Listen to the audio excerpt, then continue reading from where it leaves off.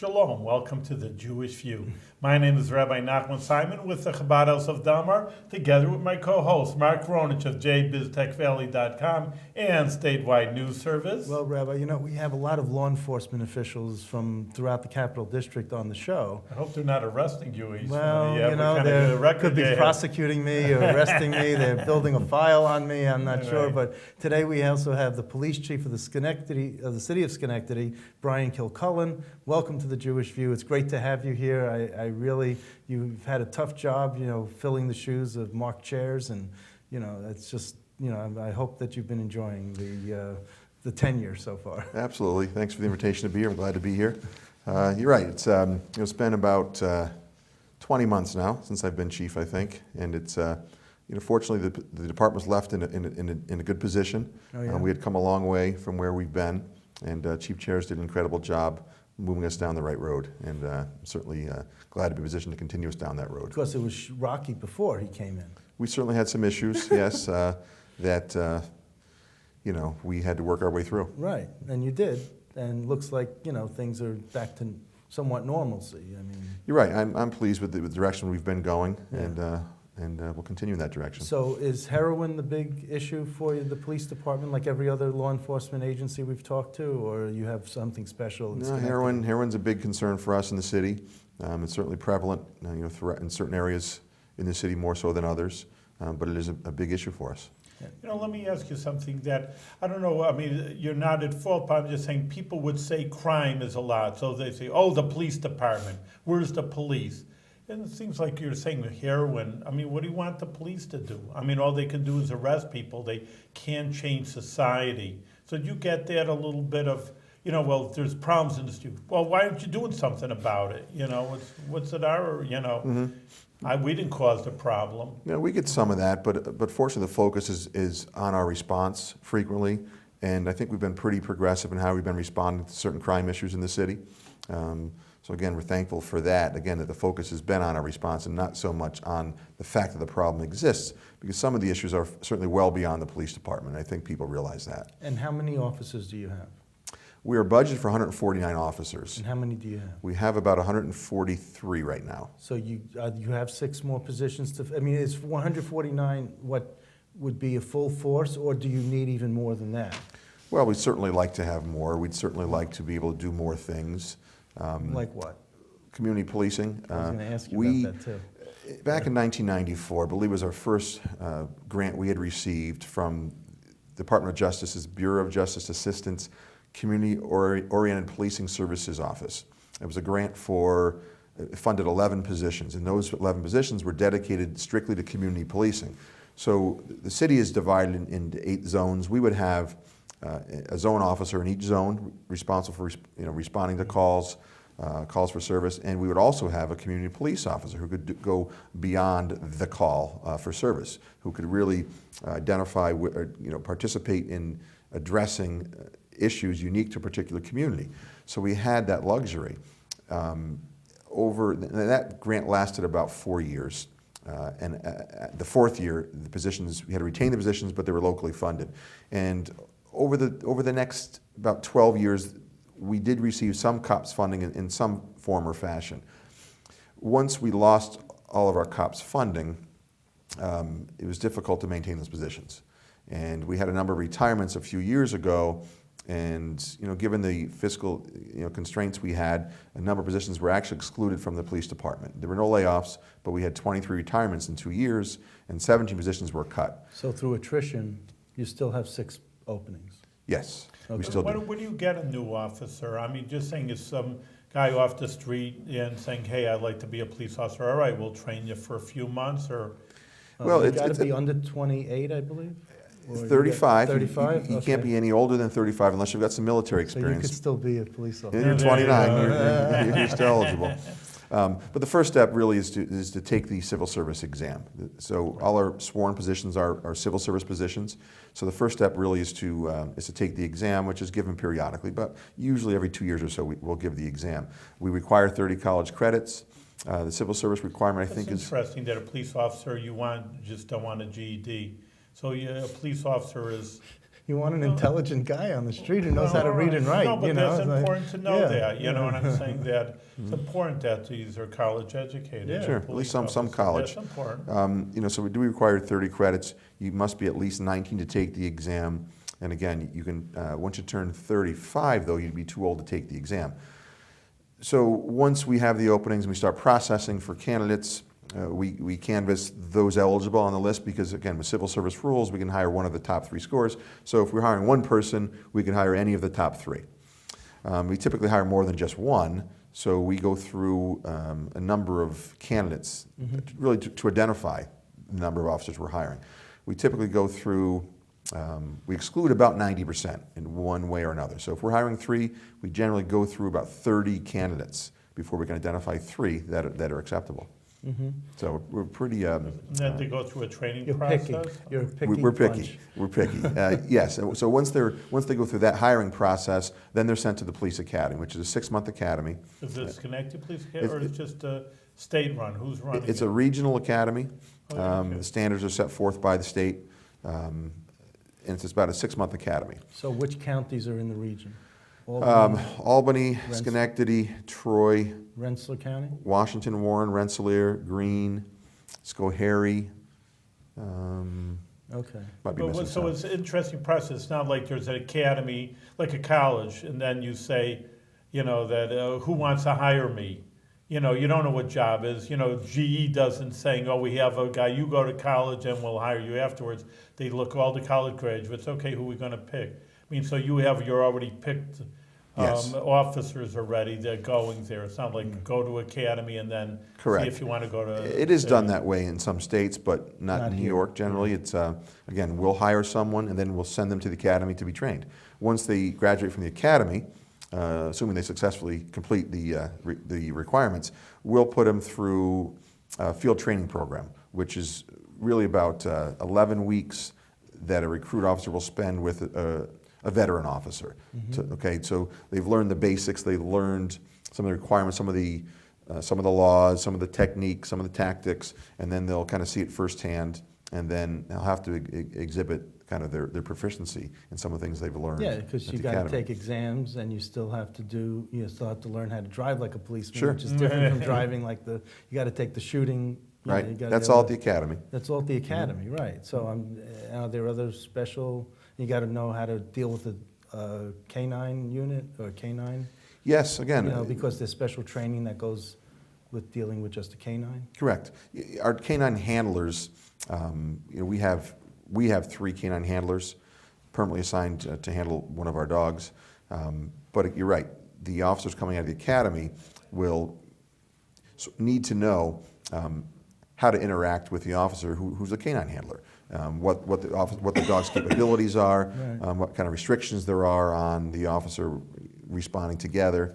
So are the 3 dogs replacing any of those 6 openings that you have? I mean, do they- No, They don't get paid in Well, lights. they don't get paid, but I mean, is it, because they can still sniff out drugs and guns and Sure. they're trained for that. So, They can. That does cost something to It have does. a dog on The dog tends to be a force multiplier for us, so that certainly helps us. Yeah.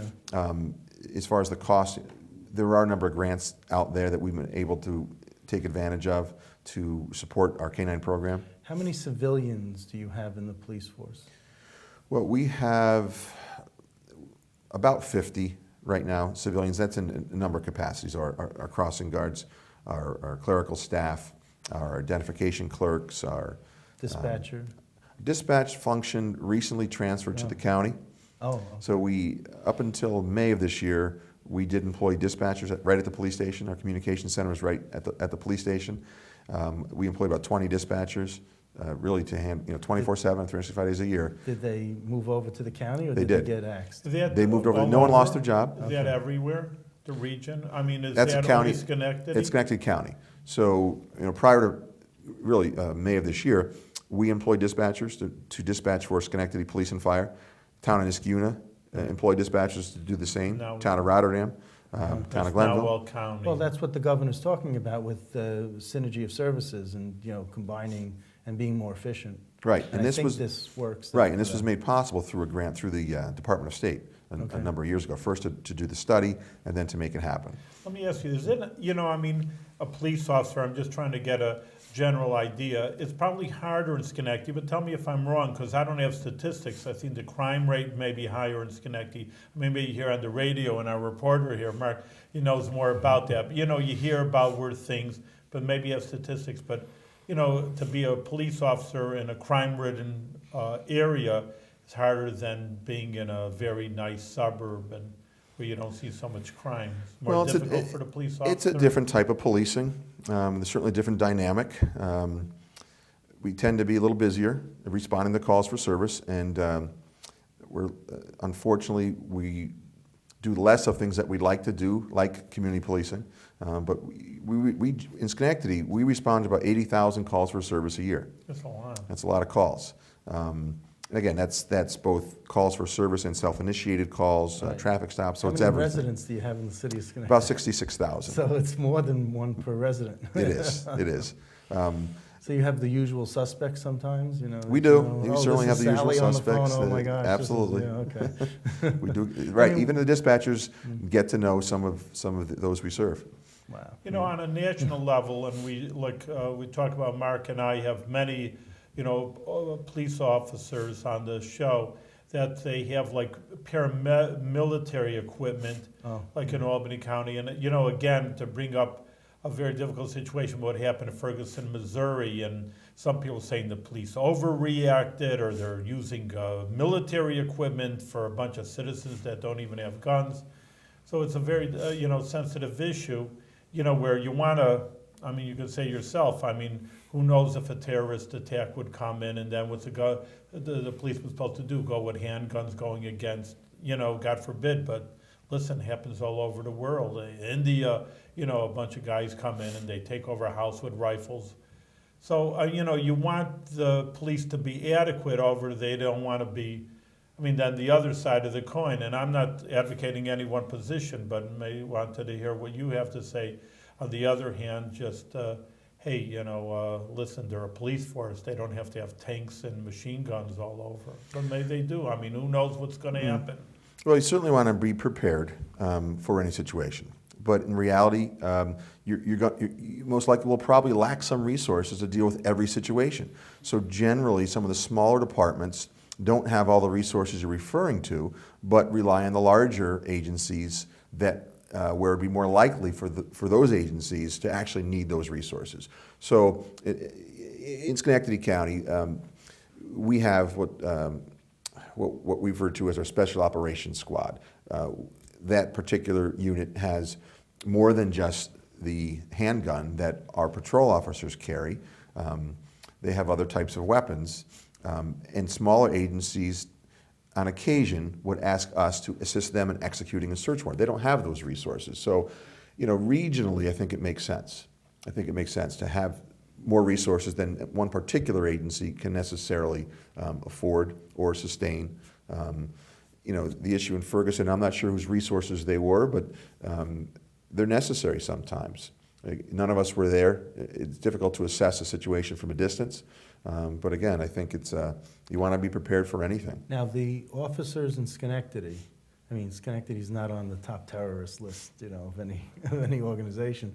You have to be prepared. You have to be GE prepared. is right there. But you don't so- want to have to spend money that you're not going to use equipment on money. Right. Do you have marine equipment or? There was a program where, when there was some federal government, some military equipment being decommissioned, that it was being distributed throughout the country.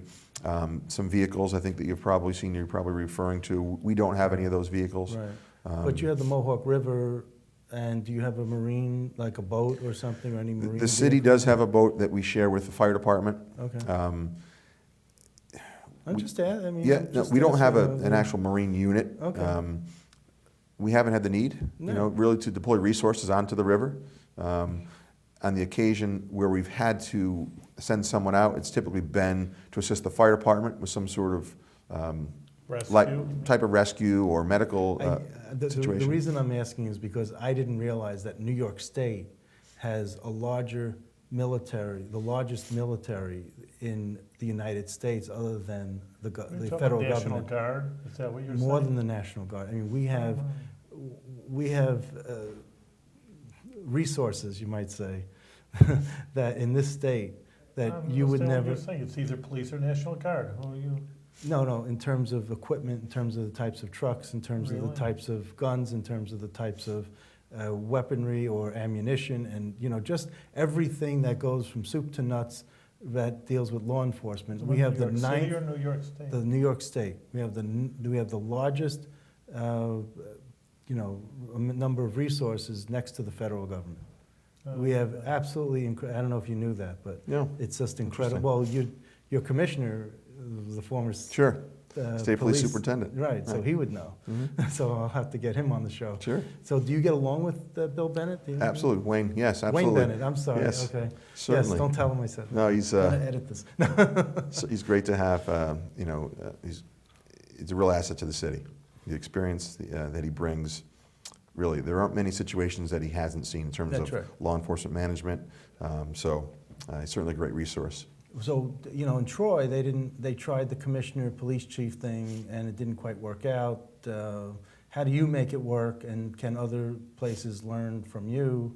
Because you guys are making it work, and then the other question is, why pay two salaries? What's the, how do you divvy up the roles and that sort of thing? Well, he's responsible for public safety, not just the police department, but he's the public safety commissioner. So he has some responsibility over the fire and police. And he also serves as, really a senior advisor to the mayor in terms of managing other issues throughout the city, where there are issues directly where we might be involved in a particular matter that also involves a number of other city agencies. That's where he's incredibly effective with bringing all the resources to a particular matter that has the most impact. So his responsibility is well beyond police and fire. Yes, but, and in Troy, I guess, did you follow what was going on in the city Yes. of Troy? So that wasn't the same dynamic in the city of Troy? It was a different dynamic? My understanding was that the former commissioner was strictly the police commissioner there. Could be wrong, but that was my understanding. It was strictly the police commissioner, as opposed to what we're doing in Schenectady, what Mayor McCarthy's doing in Schenectady. It's public safety and really beyond that. Really having Commissioner Bennett work part-time out of City Hall and part-time out of the police station. It's amazing the number of matters he touches on a daily basis. Okay, and really is. you're happy that you don't have to deal with all that? Absolutely. Okay, it's because you're probably the right fit for this role, and Sure. maybe, that's what it takes. It Right. takes, the right, My focus is strictly on the police department, right. Operating the police department, managing the police department with a number of subordinates. We've got some great officers at every rank at the police station: assistant chiefs, lieutenants, sergeants, patrol officers. So my job as the chief really is to run the police department, and again, Commissioner Bennett has Now, been great. You earn $132,968. Roughly. Roughly. Yes. Okay. And 52 cents. Is that, but that's your salary pretty much? Or Pretty much, yeah. And you're not looking for a raise or anything? That's a pretty good salary? That's a decent salary. Okay, It is. you're Yes. happy. I see Yes. you smiling. That's a good salary. I'm not reading anything that hasn't been in print or is not public record, so I just want the Sure. audience to know that. What do you feel that you were prepared? I mean, you have a Bachelor's of Science degree from Siena, Master's of Public Administration from Marist, certified by New York State Department of Criminal Justice Services as a firearms and general topics instructor, and as a certified ethics instructor by the National Institute of Ethics, which is great. Anything I left out? Did you do anything since this was? I'd actually like to No, know what I'm- that National Institute of Ethics, because, I'm a rabbi. I mean, what's that about? I never heard about that before. It was probably about 10, 12 years ago. We talked earlier about some of the issues we had in the past. Yes. And it was around the time Chief Gerasi came in. We started to really focus on our training. This is one of the big things that Chief Gerasi wanted to focus on. So I believe it was the Division of Criminal Justice Services sponsored training being conducted by the National Institute of Ethics.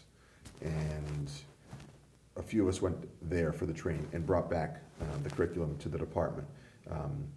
There's also some ethics training at the police academy, and really it sort of walks through various scenarios, just points to keep in mind when making decisions, and it was effective. It was effective for us, and again, it's given at the academy now at the basic level. Your mic, put it up through the, yeah, Okay, just up through the notch there. Okay.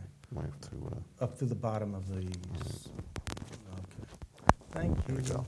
Okay, All right. you got it? Okay. Yes, everything's good. So you were saying about the academy, did you have interaction with Wayne Bennett at that time before you knew that he would be, Not at that time. Again, this was well, they said 12 years ago? About that 12 he years was ago. state police superintendent. he was a state police superintendent back then. I can't remember if there were state police personnel who also attended that training. They may have been there. He was probably happy that, because he was in as commissioner before you became police chief, right? He was, yes. So when he saw this on your resume, he was probably, all right, this is a solid guy. We know that, he went through a program that the state police put on, so.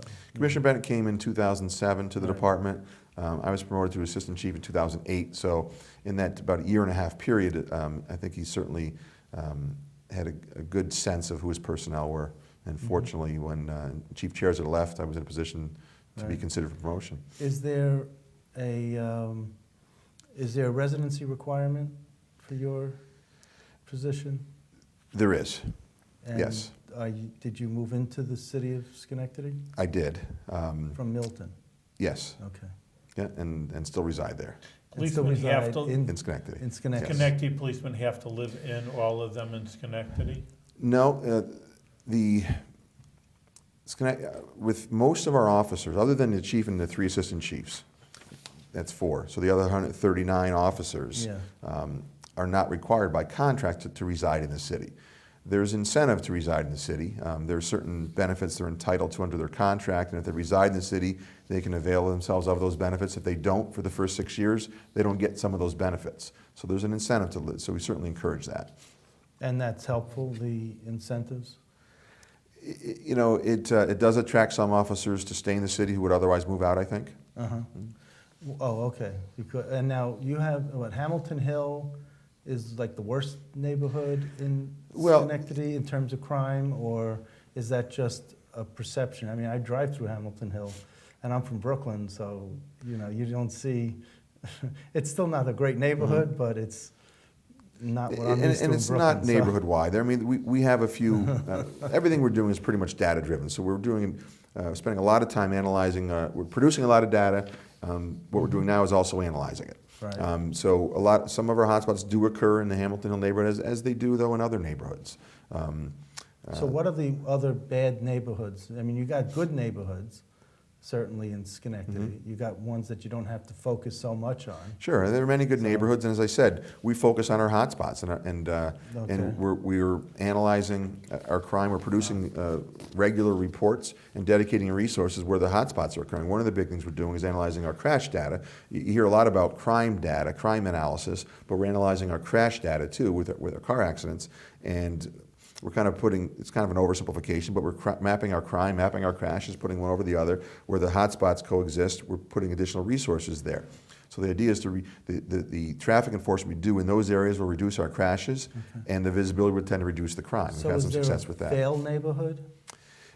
There is a Vale neighborhood. Because I know Vale Cemetery, and yes. that keeps getting vandalized. Well, Vale neighborhood It seems that borders the Vale Cemetery. So is that one of the bad neighborhoods or worst We haven't had a hotspot that we've identified through our analysis in the Vale neighborhood per se. Some of the hotspots, it tends to border that neighborhood, but none have actually occurred in that neighborhood. Have you followed what Albany did with Nixle and getting the word out as to, we've had several home invasions, or we've had bicycles stolen, and then they goes out to a region with emails to a region within that? We haven't done that. I mean, when we do have sort of trends, Yeah. emerging trends. Right. We'll issue press releases, that type of thing. What is that? That doesn't always, you issue a press release, if the press doesn't do anything with it, it doesn't get into the hands of the people who need to know. Right, we've depended upon the press to get those out, and we've been fortunate that they have. If we're putting something out, it's getting out. Well- But that's something else we can look at, using technology to do exactly what we've been doing through the media. What about the technology is very important. What about neighborhood associations? I know you have neighborhood associations. And mine in Albany, I always get an officer coming in to tell us what's going on. Do you send an officer to all these neighborhood association meetings? That is certainly our intent and our goal. As I talked earlier about community policing, that's been my direction to the lieutenant who really runs the community policing efforts when the neighborhood meetings occur, which is the afternoon shift. I go to them myself personally, speak at them. Most recently, the summers are kind of slow in terms of the meetings, tend not to occur every month in the summer. But in June, Right. 3 neighborhoods actually got together and had one meeting, so I went to that. So you really get the word out to 3 neighborhoods at the same Right. time. And but again, my goal is to have someone at each of the neighborhood meetings. Okay. Hope springs eternal. Exactly. But you know, like at Union College, when you were talking about neighborhoods, as I was thinking, you don't deal with the university, they have their own security force, is that probably the right word to say? And They you have a don't Department to of Public patrol. Safety, It's a but we're, combination. yeah, they have security officers. They also have some, I believe, peace officers who actually might have arrest powers on campus for certain things. But we work closely with Union College, very Okay. closely. So I got to ask you this. I don't want to make it a big deal, but you know, in 2010, you had a big issue with your family, with your wife. Mhm. So where are things at? And just for a quick update, I don't want to get Well, into it's behind us. We worked through it, and it's behind us, and you know, we're happy with the outcome. She was arrested for drug possession. Yes, You called it in. yes, And is she off of drugs or? yes. We're happy with the outcome. And you're still of that matter. married? Yes. Good.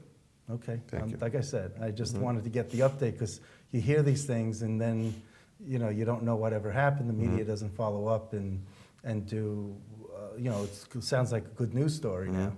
So, you know, I mean, that was a good thing. I mean, Sure. it must have been awful at the time, but, Absolutely. you know. Mhm.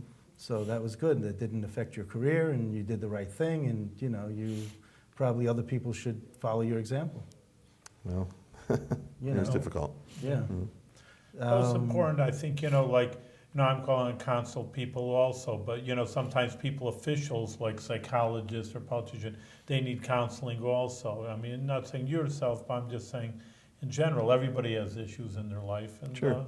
you have to work through it, but I think, like Mark's saying, it's the proper way to look at it. If you confront them, then they won't bite you, you know, people try to hide them and conceal them, and people, you know, appreciate honesty, and I guess they do with you. You're the chief now. With the city lockup, how many inmates can you hold with the city lockup? Well, it's a temporary holding facility. We just hold individuals before they're arraigned, but we have the capacity to hold, I believe, 24. Includes 6 females and about 18 males. But again, They're only held for a day or two not before- even a day. I mean, Oh, really? always less than 24 hours because we have daily arraignments. So I mean, if someone's arrested at 9 o'clock in the morning and happen to miss arraignment that day, which isn't likely, they'll only be held till the next morning when arraignments occur again. I would say individuals, we rarely hold individuals more than 16 hours. That's the absolute outlier, 16 hours. So is that adequate? You don't need to have more? No, again, because it is just pre-arraignment. We arrest generally about 100 people a week. So every arrest is not a custodial arrest. Okay. So again, for risk management purposes, we try to Do you minimize those we bring down to the station. Do you see the usual suspects? You know, this guy again? And, We do, we do. What about the police cars? Do you have the computers and one police officer per car, and then you got the computer laptop in the car, and the officer doesn't have to go into the office to file a report. They could just stay in the car and be on the ready when something happens. We do have computers in the cars. The cars are set up to accommodate 2 officers. So some of our cars have 1 officer, some have 2, depending on the resources and any particular shift, what our needs are. And obviously our goal is to keep the officers on the street, not at the station. So we're going in the direction of having in-car reporting, online reporting on the computer. Yeah. Right now, a lot of reports are handwritten, but we're really trying to minimize the time officers have to return to the station. We have an in-car video system in the car. Currently, we're in the process of transitioning from an old system to a new system. Okay. With the old system, everything's recorded to a DVD, so when they're full, officers have to return to the station, get those changed. But with a new system, everything's a wireless transfer, automatic when they have to come to the station for some other reason. Well, we're going to have you back. We're out of time. Okay. And we'll have to get another update because it sounds like you're in transition, but you're moving in the right direction. That's right. So, Thank you very much, doing good work, and keep it up, and do it with good health. Thank you Yes, very much. absolutely. Thanks.